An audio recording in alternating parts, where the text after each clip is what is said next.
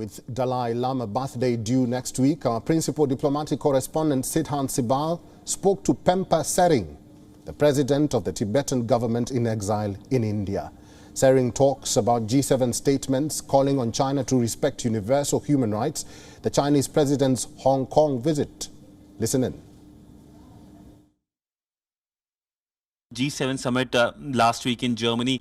It was dominated by, of course, Russia-Ukraine conflict, but the joint statement did mention about Tibet's the human rights issues, both in Tibet and Xinjiang. How do you see this joint statement by the G7 grouping mentioning about Tibet and, of course, calling on China to do more, especially when it comes to human rights situation in Tibet?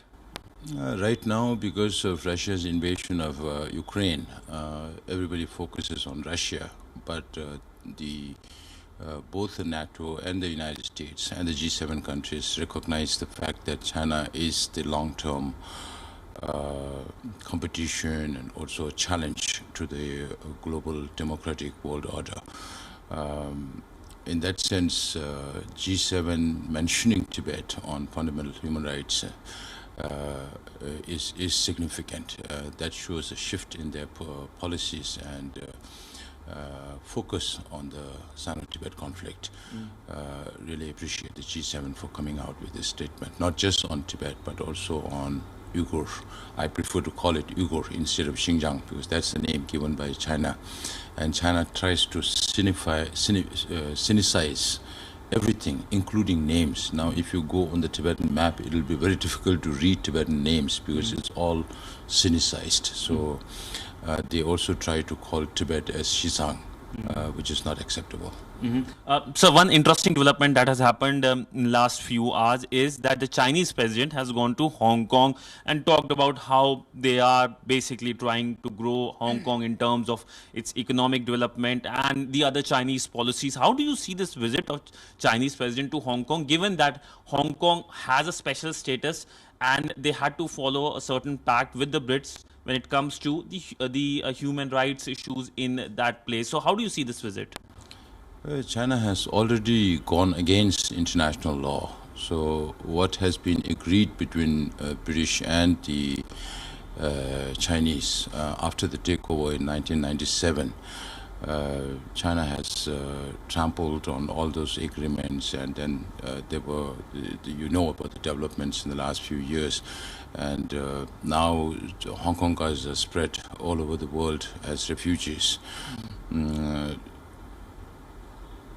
President Xi has not traveled outside China for the last more than 2 years, and people believe that he will not travel internationally.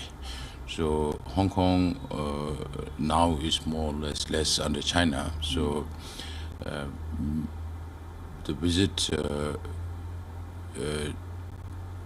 may, in a way, be President Xi's message to the world that Hong Kong is very much part of China, and they are trying to improve the economic condition of China. But without freedom, it's very difficult to engage with China economically also.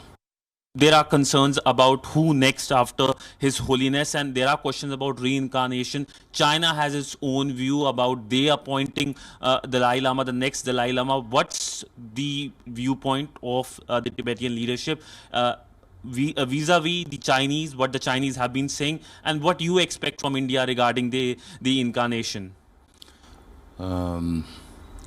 His Holiness reincarnation is solely dependent on the decision of His Holiness alone, because he is going to be reincarnated.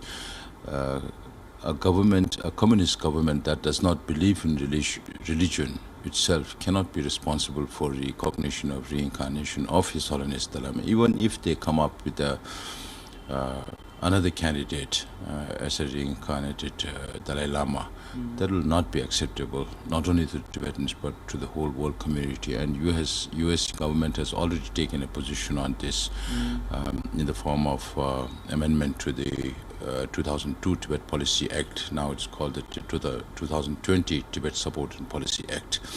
That I think many countries will also eventually replicate. But as far as His Holiness is concerned, His Holiness says that according to some predictions, His Holiness is going to live up to 113 years of age. So right now it's too early to talk about his reincarnation. He will live for long. WION is now available in your country. Download the app now and get all the news on the move.